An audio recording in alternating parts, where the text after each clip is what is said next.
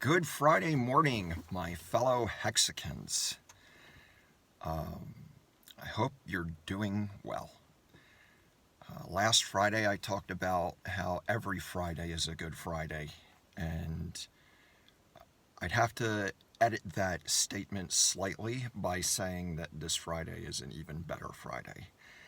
And that is due to the fact that after work today, I will be driving to Las Vegas for the weekend and up until Tuesday, actually.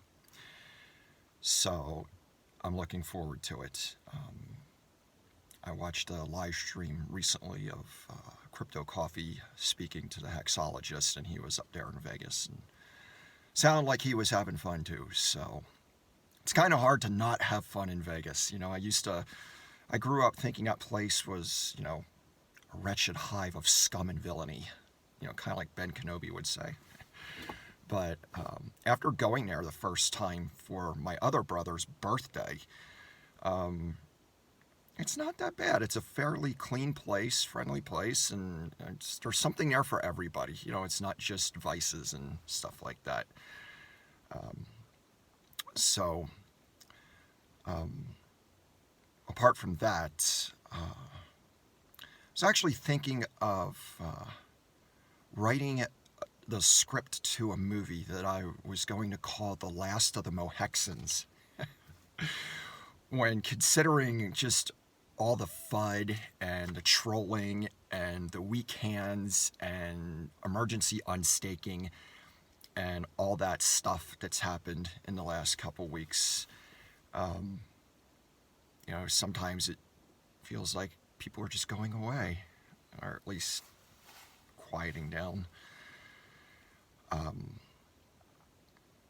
So,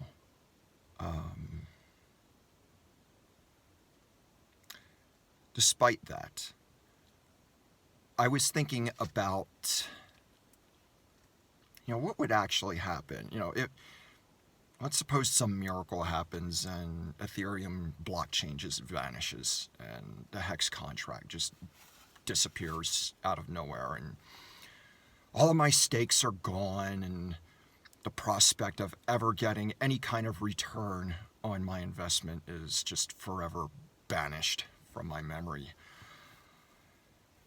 Yeah, that would suck, but actually the real pain of that kind of scenario wouldn't be the loss of money because I could just go back to work Monday morning. That's not a big deal. The real tragedy behind that would be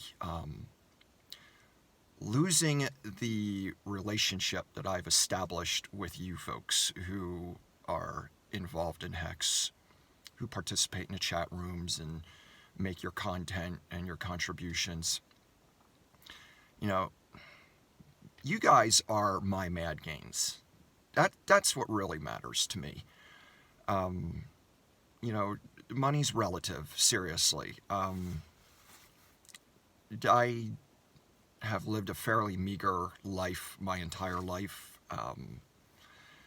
Never really needed a lot of stuff and material trappings that people feel they need to feel significant. I just never really felt the need for any of that. So, when Hex does appreciate in price, I'll probably get myself some goods. But right now, the only thing that matters to me is just having Hex pay the bills, and once that's done, it's a whole new life for me. So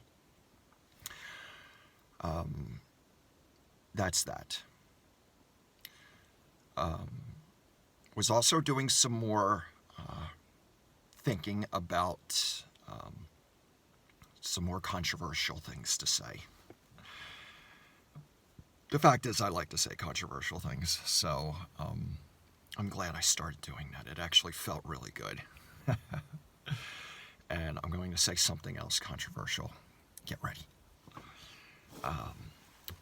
That is that personally, I am convinced that there was a time in the history of the human race where fear was not a variable in the equation of human existence.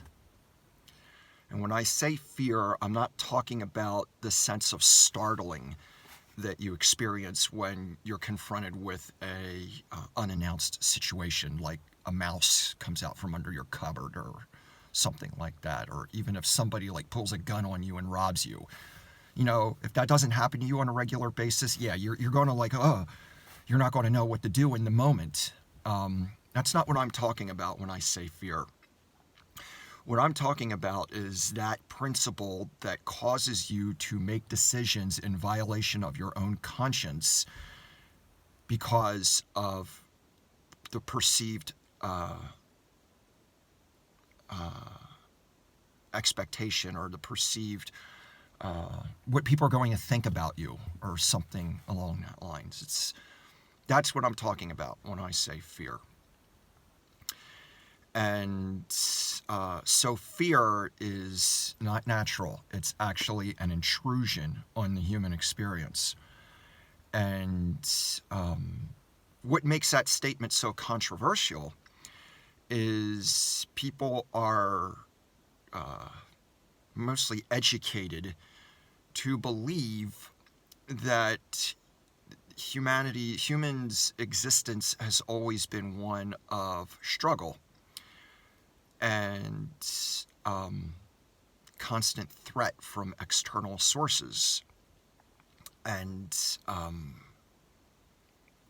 if that's your life, that's easy to believe. But if a person has been redeemed from their fears and all they know is love, then it's easy to entertain the thought that there was a time when that was normal, that there was nothing to be afraid of. And the fact is, the people who profit from the swindle that I've been talking about over the past several days, they have a vested interest in perpetuating the idea of fear being a continuous part of humanity because they profit from that. That mindset perpetuates the swindle. So that's another ingredient that will be brought in to these videos as I continue to build this picture of what the swindle is, how it got started, how it works, and what can be done about it. And what's really exciting to me personally is I relate to Hex as a tool to serve as part of the antidote for this swindle. It's not the end-all be-all. It's just a tool. So it's important to make that distinction because if you don't, then people are going to think you're getting all cultish and stuff. And of course, at the same time, if people are going to think that, they're going to think that regardless of the facts. So let them. But this is what I have to share with you this morning. I'm probably going to cut this a little bit short because I am getting a ride to the car rental place and I don't want to hold that person up. So I hope you all have a wonderful Friday, and I look forward to sharing more and talking to you more and just all that wonderful stuff. So have a good Friday. See you later.